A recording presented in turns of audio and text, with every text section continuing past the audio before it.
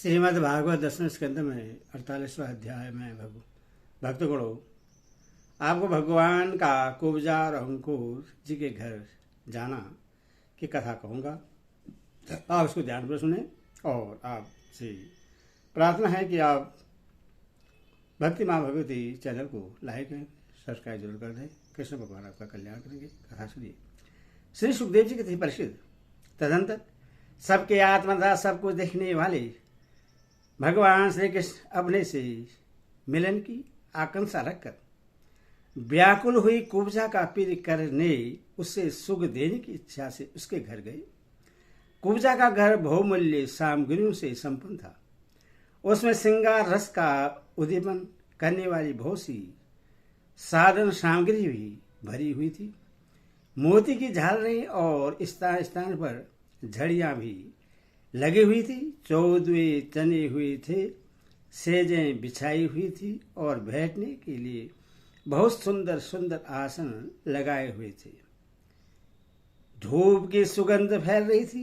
दीपक की शिखाएं जगमगा रही थी। स्थान स्थान पर फूलों के हार और चंदन रखे हुए थे। भगवान को अपने घर आते देख कुब्जा तुरंत हड़बड़ा कर अपने आसन से उठ खड़ी हुई और सखियों के साथ आगे बढ़कर उसने विधिपूर्वक भगवान का स्वागत सत्कार किया। फिर श्रेष्ठ आसन आदि देकर विविध उपचारों से उनकी विधिपूर्वक पूजा की। कुब्जा ने भगवान के परम भक्त उद्धव जी की भी समुचित रीति से पूजा की, परंतु वे उसके सम्मान के लिए उसका दिया हुआ आसन छूकर धरती पर ही बैठ गए। अपने स्वामी के सामने उन्होंने आसन पर बैठना उचित न समझा। भगवान श्री कृष्ण सच्चिदानंद स्वरूप होने पर भी लोकाचार का अनुकरण करते हुए तुरंत उसकी बहुमूल्य सेज पर जा बैठे। तब कुब्जा स्नान, अंगराग, वस्त्र, आभूषण, हार, गंध, इत्र इत्यादि तांबूल और सुदाशव आदि से अपने को खूब सजाकर लीलामयी लजीली मुस्कान तथा हाव भाव के साथ भगवान की ओर देखती हुई उनके पास आई। कुब्जा नवीन मिलन के संकोच से कुछ झिझक रही थी। तब श्याम सुंदर श्री कृष्ण ने उससे अपने पास बुला लिया और उसकी कंकण से सुशोभित कलाई पकड़कर अपने पास बैठा लिया और उसके साथ क्रीड़ा करने लगे। परिचित कुब्जा ने इस जन्म में केवल भगवान को अंगराग अर्पित किया था। उसी एक शुभ कर्म की फलस्वरूप उससे ऐसा अनुपम अवसर मिला। कुब्जा भगवान श्री कृष्ण के चरणों को अपने काम सतप्त हृदय व स्थल और नेत्रों पर रखकर उनकी दिव्य सुगंध लेने लगी और इस प्रकार उसने अपने हृदय की सारी आदि व्याधि शांत कर ली। वह स्थल से सटे हुई आनंद मूर्ति प्रियतम श्याम सुंदर का अपनी दोनों भुजाओं से गाढ़ आलिंगन करके कुब्जा ने दीर्घ काल से बढ़े हुए विरह ताप को शांत किया। परिचित कुब्जा ने केवल अंगराग संप्रीत किया था, उतने से ही उससे उन सर्वशक्तिमान भगवान की प्राप्ति हुई जो केवल मोक्ष के अधीश्वर है और जिनकी प्राप्ति अत्यंत कठिन है। परंतु उस दुर्भगा ने उन्हें प्राप्त करके भी वज्र गोपियों की भांति सेवा न मांग कर हे मांगा, प्रीतम आप कुछ दिन ही रहकर मेरे साथ क्रीड़ा कीजिए, क्योंकि हे कमलनयन मुझसे आपका साथ नहीं छोड़ा जाता। परिचित भगवान श्री कृष्ण सबका मान रखने वाले और सर्वेश्वर हैं। उन्होंने अभिष्ट वर देकर उसकी पूजा स्वीकार की और फिर अपने प्यारे भक्त उद्धव जी के साथ अपने सर्व सम्मानित घर पर लौट आए। प्रसिद्ध भगवान ब्रह्मा आदि समस्त ईश्वरों के ईश्वर हैं। उनको प्रश्न कर लेना भी जीव के लिए बहुत ही कठिन है। जो कोई उन्हें प्रश्न करके उनसे विषय सुख मांगता है वह निश्चय ही दुर्बुद्धि है, क्योंकि वास्तव में विषय सुख अत्यंत तुच्छ नहीं के बराबर है।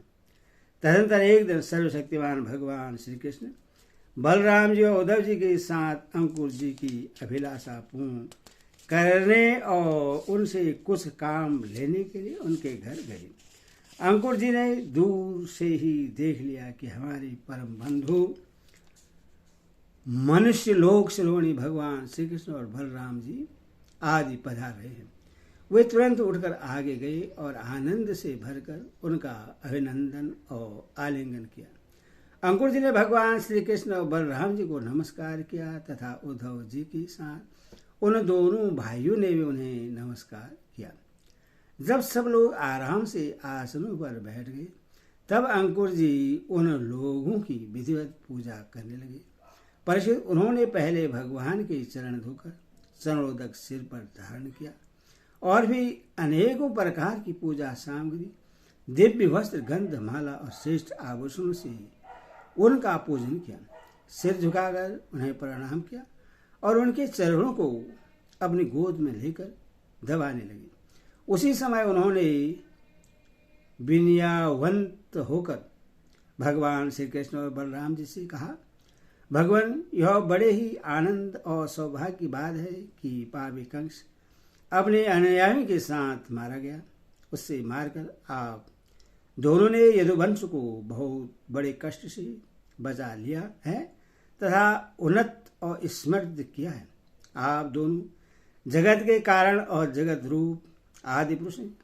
आपके अतिरिक्त और कोई वस्तु नहीं है, न कारण और न तो कार्य।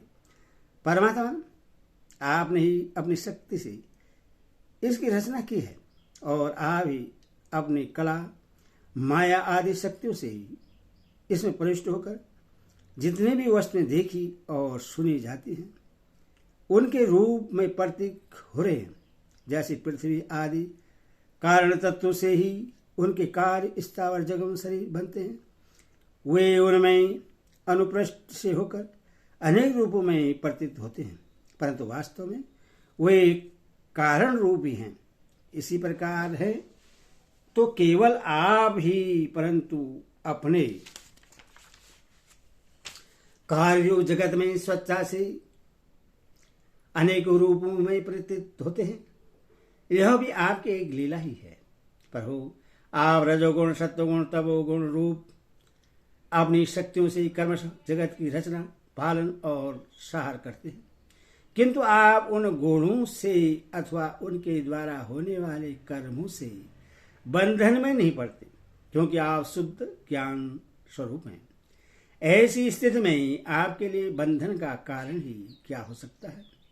प्रभु, स्वयं आत्म वस्तु में स्थूल देह, सूक्ष्म देह आदि उपाधियां न होने के कारण न तो उसमें जन्म मृत्यु है और न किसी प्रकार का भेदभाव। यही कारण है कि न आप में बंधन है और न मोक्ष। आप में अपने अपने अभिप्राय के अनुसार बंधन या मोक्ष की जो कुछ कल्पना होती है उसका कारण केवल हमारा अविवेक ही है। आपने जगत के कल्याण के लिए और सनातन वेद मार्ग प्रकट किया है। जब जब इससे पाखंड पथ से चलने वाले दुष्टों के द्वारा सती पहुंचती है तब तो आप शुद्ध सत्वमय शरीर ग्रहण करते हैं। प्रभु, वही आप इस समय अपने अंश श्री बलराम जी के साथ पृथ्वी का भार दूर करने के लिए यहाँ वसुदेव जी के घर अवतीर्ण हुए हैं। आप असुरों के अंश से उत्पन्न नाम मात्र के शासकों की 100 अशुणी सेना का सहार करेंगे और यदुवंश का यश का विस्तार करेंगे। इंद्रादिर परमात्मा सारे देवता, पितर, भूतगण और राजा आपकी मूर्ति है। आपके चरणों की धोबन गंगा जी तीनों लोकों को पवित्र करती है। आप सारे जगत के एकमात्र पिता और शिक्षक हैं। वही आज आप हमारे घर पधारे। इसमें संदेह नहीं कि आज हमारे घर धन्य धन्य हो गए। उनके सौभाग्य से मान रहे। प्रभु, आप मेरे भक्तों के परम प्रीतम सत्यवक्ता, आकरण हित और कृतज्ञ है। जरा सी सेवा को ही भी मान लेते हैं। भला ऐसा कौन बुद्धिमान पुरुष है जो आपको छोड़कर किसी दूसरे की शरण में जाएगा। आप अपना भजन करने वाले प्रेमी भक्त की समस्त अभिलाषाएं पूर्ण कर देते हैं, यहाँ तक कि जिसकी कभी सती और वृद्धि नहीं होती। जो एक रस हैं, अपने उस आत्मा का भी आप दान कर देते हैं। भक्तों के कष्ट मिटाने वाले और जन्म मृत्यु के बंधन से छुड़ाने वाले प्रभु, बड़े बड़े योगीराज और देवराज भी आपके स्वरूप को नहीं जान सकते, परंतु हमें आपका साक्षात्कार साक्षात दर्शन हो गया। यह कितने सौभाग्य की बात है प्रभु। हम स्त्री पुत्र धन स्वजन गेय और देह आदि के मोह की रस्सी से बंधे हुए हैं। अतएव हैं अवश्य ही यह आपकी माया का खेल है। आप कृपा करके इस गाढ़े बंधन को शीघ्र काट दीजिए। श्री सुखदेव जी कहते हैं, प्रसिद्ध इस प्रकार भक्त अंकुर जी भगवान श्री कृष्ण की पूजा और स्तुति की। इसके बाद भगवान श्री कृष्ण ने मुस्कुराकर अपनी मधुर वाणी से उन्हें मानो मोहित करते हुए कहा। भगवान श्री कृष्ण ने कहा था, हमारे गुरु हितोपदेशक और चाचा है, हमारे वंश के अत्यंत प्रशंसनीय तथा हमारे सदा के हितैषी हैं। हम तो आपके बालक हैं और सदा ही आपकी रक्षा पालन और कृपा के पात्र हैं। अपना परम कल्याण चाहने वाले मनुष्यों को आप जैसे परम पूजनीय और महाभाग्यवान संतों की सर्वदा सेवा करनी चाहिए। आप जैसे संत देवताओं से भी बढ़कर हैं, क्योंकि देवताओं में तो स्वार्थ रहता है परंतु संतों में नहीं। केवल जल के तीर्थ नदी सरोवर आदि तीर्थ नहीं है, केवल मृत्तिका और शीला आदि की बनी हुई मूर्तियां ही देवता नहीं है। चाचा जी, उनकी तो बहुत दिनों तक श्रद्धा से सेवा की जाए तब वे पवित्र करते हैं, परंतु संत पुरुष तो अपने दर्शन मात्र से पवित्र कर देते हैं। चाचा जी, हमारे हितैषी सुहृदय में सर्वश्रेष्ठ, इसीलिए आप पांडवों का हित करने के लिए तथा उनका कुशल मंगल जानने के लिए हस्तिनापुर जाइए। हमने ऐसा सुना है कि राजा पांडु के मर जाने पर अपनी माता कुंती के साथ युधिष्ठिर आदि पांडव बड़े दुख में पड़ गए थे। अब राजा धृतराष्ट्र उन्हें अपनी राजधानी हस्तिनापुर में ले आए हैं और वे वहीं रहते हैं। आप जानते हैं कि राजा धृतराष्ट्र एक तो अंधे हैं और दूसरे उनमें मनोबल की भी कमी है। उनका पुत्र दुर्योधन बहुत दुष्ट है। उसके अधीन होने के कारण वे पांडवों के साथ अपने पुत्रों जैसा सम्मान व्यवहार नहीं कर पाते। इसलिए आप वहां जाइए और मालूम कीजिए कि उनकी स्थिति अच्छी है या बुरी। आपके द्वारा उनका समाचार जानकर मैं ऐसा उपाय करूंगा जिससे उन सुहृदयों को सुख मिले। सर्वशक्तिमान भगवान श्री कृष्ण अंकुर जी को इस प्रकार आदेश देकर बलराम जी और उद्धव जी के साथ वहां से अपने घर लौट गए। ओम हरिओम तस्सत् हरिओम तस्सत् हरिओम कृष्ण भगवान की जय।